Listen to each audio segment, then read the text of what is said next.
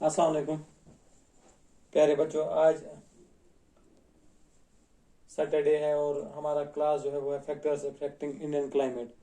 पिछले बार बच्चों हमने पढ़ा कि India monsoon type of climate है। ये सब होने के बावजूद हमने देखा इसमें बहुत सारी वेरिएशन और बहुत सारी चेंज आती हैं। ये चेंज और वेरिएशन जो है इसके लिए एक फैक्टर नहीं है। पिछले बार हमने 6 फैक्टर पढ़े थे जिनकी वजह से एक जगह का क्लाइमेट होने के बावजूद, जैसे मॉनसून टाइप है, मेडिटेरियन टाइप है या कोई और टाइप है, तो बहुत सारे फैक्टर्स होते हैं। उनका क्युमुलेटिव इफेक्ट जो होता है उस पे तो मतलब इस पे असर पड़ता है उसका। तो आज हम यही देखते हैं इंडिया में किन किन फैक्टर्स की वजह से हमारा ये जो है क्लाइमेट है या किसी खास टाइम पे वेदर है ऐसा क्यों है, उसमें वेरिएशन पाई जाती है। इवन दो इंडिया सारा जो है ये मॉनसून टाइप ऑफ क्लाइमेट। सबसे पहले देखते हैं लेटीट्यूड का क्या रोल है। अब अगर देखते हैं एक लेटीट्यूड्स, कुछ खास लेटीट्यूड्स होते हैं। एक है 23.5 डिग्री नॉर्थ और एक है 23.5 डिग्री साउथ। नॉर्थ वाले को ट्रॉपिक ऑफ कैंसर बोलते हैं और साउथ वाले को ट्रॉपिक ऑफ कैप्रिकॉर्न बोलते हैं। हमारा जो है ट्रॉपिक ऑफ कैंसर वो रान ऑफ कच्छ गुजरात साइड में उधर से होके बराबर मिजोरम तक गुजरता है। वो ऑलमोस्ट इंडिया को 2 पार्ट्स में डिवाइड करता है। ये ट्रॉपिक ऑफ कैंसर जो है तकरीबन 6 स्टेट्स में से पास होता है, जिनको हम याद रख सकते। जीएमसी राजस्थान, JWB मिजोरम, यानी जिसका मतलब है गुजरात है, मध्य प्रदेश है, छत्तीसगढ़ है, राजस्थान है, फिर है झारखंड, वेस्ट बंगाल और मिजोरम। इन 6 स्टेट्स में होके गुजरता है।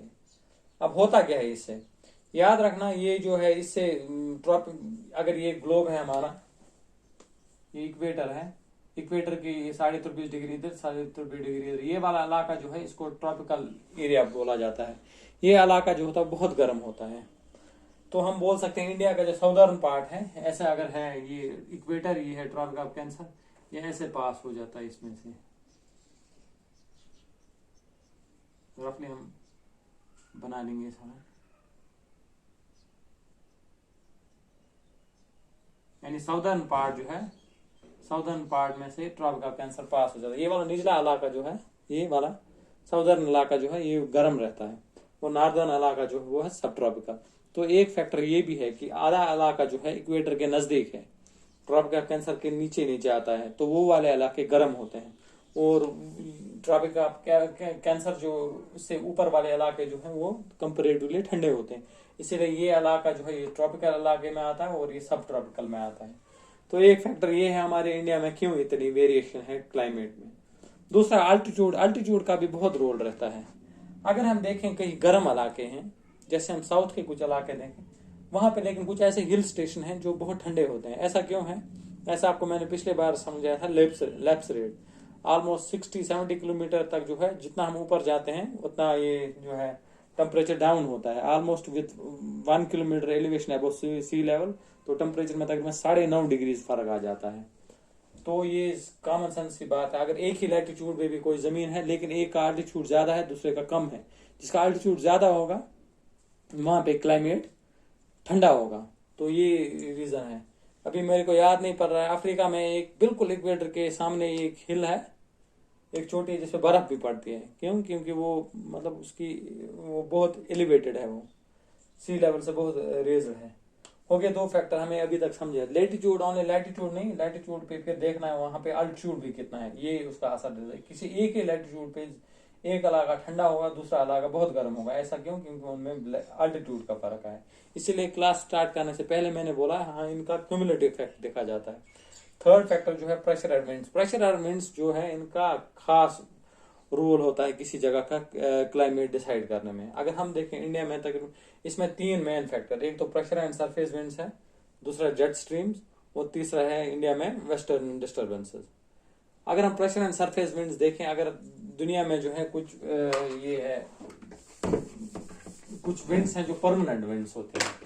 अगर हम ऐसे, अब उस पे अलग से फिर क्लास देना पड़ेगा, वो जरूरी नहीं है। ये वाला रीजन जो है तकरीबन इक्वेटर से 5 डिग्री ऊपर और नीचे, इसको डॉल्ड्रम्स बोलते हैं।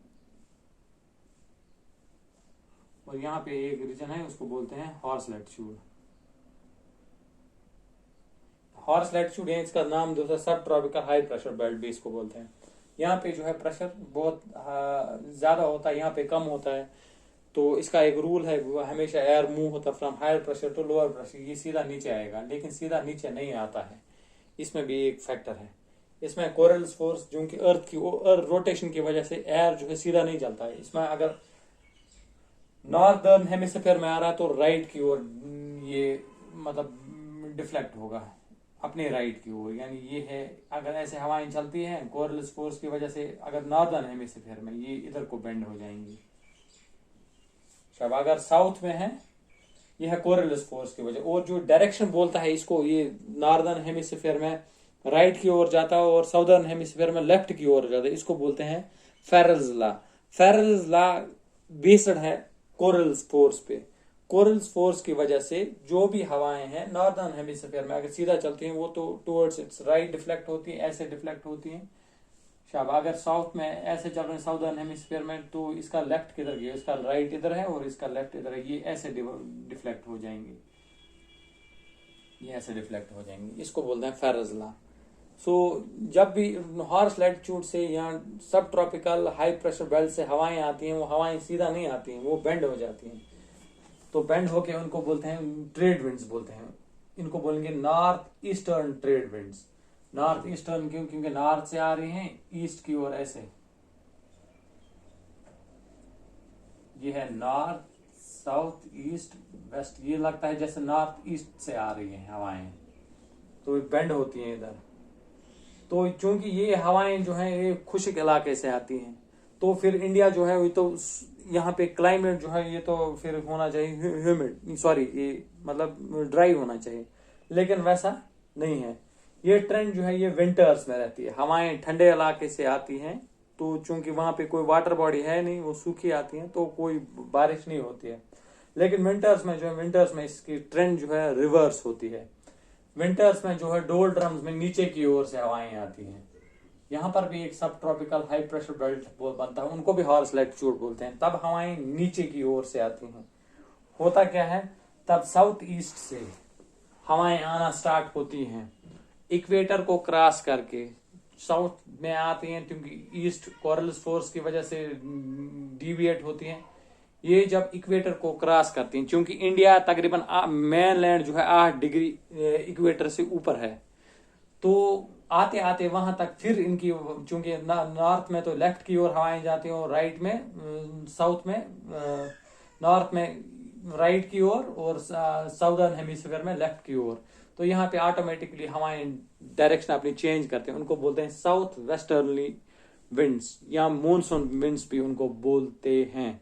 ये साउथ वेस्टर्न विंड्स जो है अपने साथ मॉइस्चर लेडन होती हैं, क्योंकि सारा इंडिया के निचले वाले इलाके में सारे में क्या है, वाटर बॉडीज है, इंडियन ओशन है, तो वहां से बहुत सारा मॉइस्चर इनमें स्टडेड होता है, लोडेड होता है। वही मॉइस्चर जब ये पहाड़ी, ये जब ठंडे इलाके में आ जाते, सॉरी गर्म इलाके में आ जाते हैं, वहां पे ये रेन फॉल काज करते हैं। वो ओरोग्राफिक रेन हो गई या कन्वेंशनल रेन या वही और कोई और फॉर्म होगी, तो ऐसे वहां पे रेन फॉल होती है। फिर अब आपको अच्छी तरह समझ हो गया, प्रेशर एंड सरफेस विंड जो है इंडिया का अच्छी तरह जो है वो क्लाइमेट डिसाइड करते हैं। ये विंटर में जो है सूखे इलाके से आती हैं, तो इनमें कोई मॉइस्चर वॉइस्चर नहीं होता, कोई बारिश नहीं होती। लेकिन समर्स में जो है ट्रेंड रिवर्स होती है, वो साउथ ईस्ट से आके फिर इक्वेटर को क्रॉस करके साउथ वेस्ट से पास होती हैं। लेकिन इस अमल में, इनके इस जर्नी में ये मॉइस्चर बहुत इनमें लेडन होता है और वही वो शेड करते हैं कहाँ पे, लैंड पे, और इसकी वजह से बहुत ज्यादा बारिश यहाँ पे होती है वो जुलाई अगस्त सितंबर के महीनों में।